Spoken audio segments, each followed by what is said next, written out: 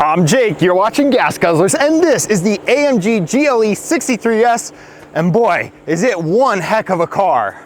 Looking at the front of the AMG GLE 63S, there are some very impressive lighting technologies on this vehicle, but what I really want to talk about is how flat it stays while you're driving. You see, there are actual actuators on the front and rear axle, and that acts as an active roll stabilization system. So as the vehicle goes around a bend, you tend to have body roll, especially in a larger vehicle like this, but those actuators are going to counter that movement and make the body stay upright, and you really do feel it in this car. At the side of the vehicle, we have all sorts of technologies going on. We have AMG air suspension, and we also have carbon ceramic brakes, and boy, do you need them. I took this car out with a few other automotive journalists.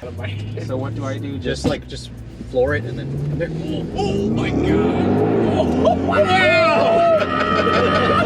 This thing can get up to speed quick, and you need those brakes to clamp down and bring you to a quick stop, and they do the job. I pretty much forgot about all that performance stuff when I opened up the interior and saw that this car has special ambient lighting with 64 different colors. I mean, are there even 64 colors in the world? There's red, green, blue, yellow, purple. I think they had to invent like 59 other colors. At the rear, we have our fantastic sounding burbling quad exhaust. Opening up the trunk here, we're gonna find 33 cubic feet of space. And this vehicle has air suspension, so it will actively level itself. So no matter how much weight you put in the back, it's going to keep itself kind of parallel with the ground, which is nice. And you can even lower the rear so that you can lift in heavier items easier.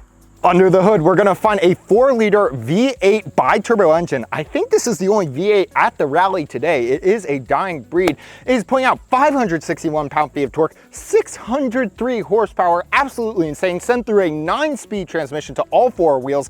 This car can send up to 100% of its power to the rear wheels. It's definitely rear wheel bias. Add on top that has EQ boost. What's that? Mercedes took the alternator and starter and combined them into a powerful electric motor and planted it right between the engine and the transmission. And that's gonna give you an electric boost when you're launching. It's gonna give you an additional 22 horsepower. This car costs $130,000, and it has an interior of a $130,000 car. Lots of leather, wood, and metal, and everything feels real sturdy. These handles are especially helpful when you have a maniac driving. We got our air vents up here, we got all of our switchgear, airplane switches and such, and then we have our dual displays here. This is the MBUX system. It'll be interesting to see when this car gets the new kind of more tablety version of MBUX, but yeah, overall this interior very classy, but then the ambient lighting adds just a little bit of spark. We have heated seats back here, but not ventilated seats in the rear in the US market. Then we have air vents, we have all of our climate controls and USB-C charging back here. We also have automated peasant blockers, i.e. light blockers,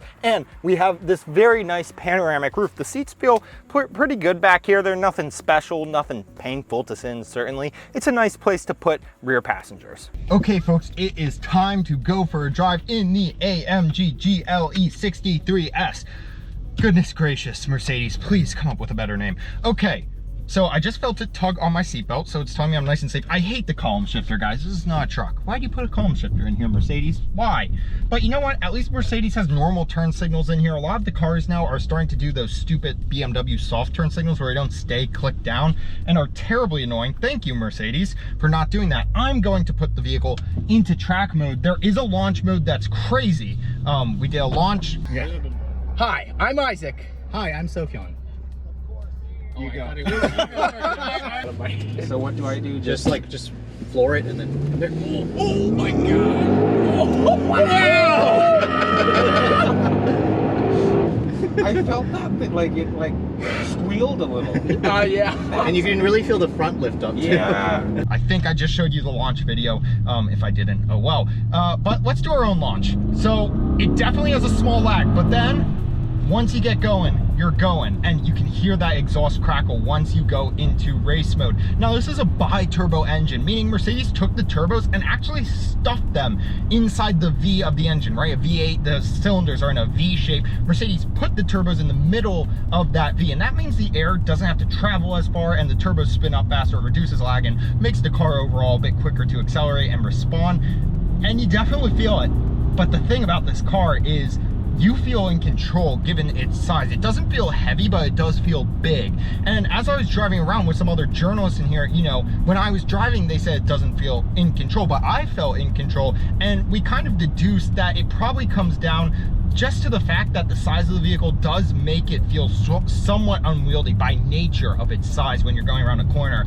But when you're the driver, you feel that the AMG is doing everything you're telling it to. So it feels very in control.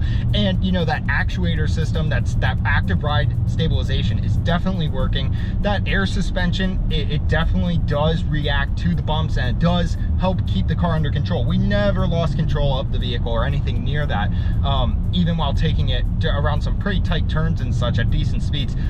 You are getting what you pay for, right? You are paying $130,000 and you are getting one of the best handling SUVs there is out there, as you should be at this price point. And it just sounds great. I don't know if you all could hear that, but it does really crackle and pop, and it will hold the revs pretty high.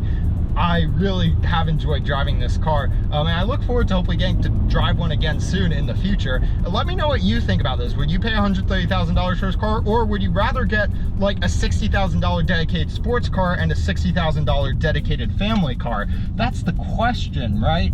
So let me know what you think in the comments below. We'll see you in next week's video. Thanks for watching our WAPA Rally press coverage. That is a tongue twister. See you next week, folks.